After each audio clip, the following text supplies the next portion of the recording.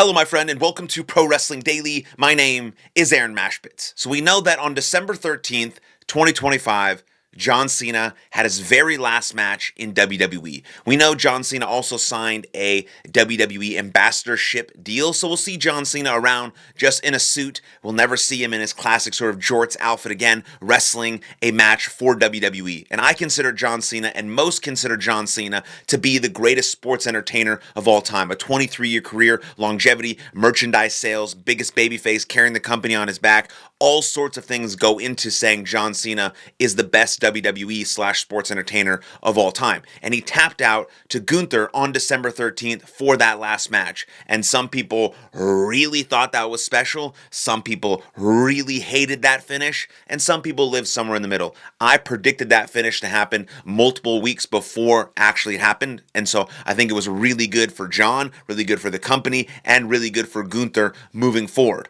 Some people really thought it was stupid, but it was John Cena's decision to do that. Some people want to blame Triple H. Some people want to blame everyone else, but John made that decision to tap out on December 13th. And think about it like this also. Something interesting just to keep in mind as a person in the world, sort of non-wrestling or wrestling related. December 13th, John Cena taps out.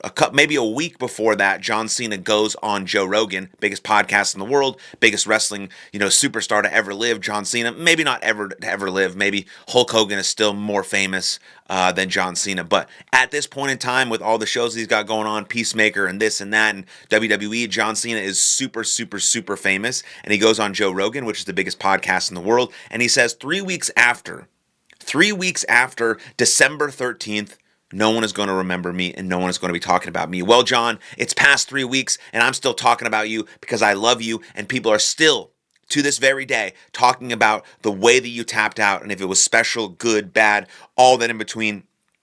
So what you didn't realize is when you made that choice to tap out to Gunther, people were going to talk about that for weeks to come and years to come. And then when you get inducted into the Hall of Fame, people are going to talk about it there as well. And anytime any wrestling historians or wrestling sites talk about John Cena, they're going to mention the tap out. So no, John Cena, we are never going to forget about you. And so this is what John Cena actually said. This is what John Cena actually said about tapping out to Gunther and how it was the perfect end to his career. So it doesn't matter really what anyone else thinks. If it was Triple H's decision, he forced him, it was Gunther. No, it was John. John made this choice because he thought it was best for business. I think it was the perfect end because a whole lot of people thought it sucked. A whole lot of people thought it was special, and that's kind of been my story for 23 years. Let's go Cena. Cena sucks. That's the story. And John Cena's sole goal was to make or to leave WWE better than he found it. And that is absolutely brilliant. So blame whoever you want. But if you love John Cena, you're blaming John Cena for that finish. And that finish has worked out perfectly. Now you say more than 3 weeks later, almost a month later, Gunther is still the biggest heel in the company. He gets booed everywhere. And he's going to have an absolutely massive match at WrestleMania. And he's going to be a huge part of Royal Rumble simply because he made John Cena tap out. And that's a beautiful thing. And that leads me to think about, being grateful and Drew McIntyre and because Drew McIntyre, said this about WWE, that he's grateful every single day to do what he does in WWE because eventually it's all going to be memories, just like John Cena's career. It goes by in a flash. Are you present here right now with the things that you're doing? This is what Drew McIntyre said. It's a bit long, but I think it's important to hear what Drew McIntyre had to say about sort of living in the moment, living the dream, and understanding that this is what we want to do and this is what we love to do as a WWE superstar or whatever you might do in your life. Ever since I was a kid, I saw WWE for the first time. I was captivated. I had two goals. I was going to play for the Rangers, or I was going to wrestle for WWE. When I first started wrestling in Scotland, the Scottish wrestling scene was dead, and we had to start our own scene basically, and we were lucky to get a farmer and a dog in attendance. I never lose that perspective of that young Drew dreaming and pushing, and everyone telling me, come on, mate, that's an American thing. You're not going to do that, and achieving it. So every single day, I feel so grateful to do what I'm doing because eventually it's all going to be memories. Another reason why I fucking love Drew McIntyre. Now, in his current role in WWE, he's a heel.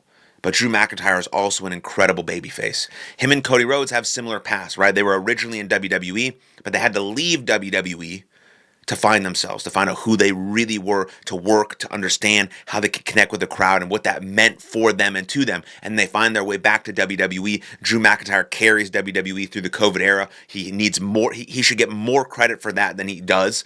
And then Cody Rhodes comes back to finish the story. Now, in this current day, Drew McIntyre is your WWE Undisputed Champion, and he is so grateful for that. That's what makes him so good. It's because when he is on TV, when he's on your TV, when he's doing a promo, when he's in the ring, he is so present because this is exactly where he wants to be and is exactly what he wants to do. Because again, it's going to be at some point, like John Cena, all memories. All memories. And so my hope is that Drew McIntyre takes the title, the WWE Undisputed Championship, all the way to WrestleMania, where he faces Roman Reigns, and Roman Reigns beats him, and I think that is massive for Drew McIntyre. He holds that title for about 4 months, through the Rumble, through the Elimination Chamber, all the way to WrestleMania. He main events night 1 or night 2 with Roman Reigns, and Roman Reigns finally reclaims the WWE Undisputed Championship, and Roman Reigns has another very long run, but I think that really establishes Drew McIntyre as someone who's one of the best to ever do it, and currently one of the best in the world right now. And so, John, we're not forgetting about you. But we do have Drew McIntyre right now, who's one of my favorites and one of the best and deserves the flowers and recognition that he has earned. And just hear him say that. He fucking loves doing what he's doing. And so let's have Drew McIntyre carry that title all the way to WrestleMania. And then we see, Drew McIntyre, one of the best in the world, versus sort of the god of WWE, clash in just an absolutely banger of a match. And Roman Reigns reclaims that title. And we'll see what Gunther does because, we knew that Gunther made John Cena tap out. So what's he going to do at WrestleMania? It's probably going to be AJ Styles or Brock Lesnar. And so we'll see what happens there. But let me know what you think in the comments down below. I'd absolutely love to hear from you. Then like this video, subscribe to the channel, and I'll see you guys next time. Lots of love. Cheers.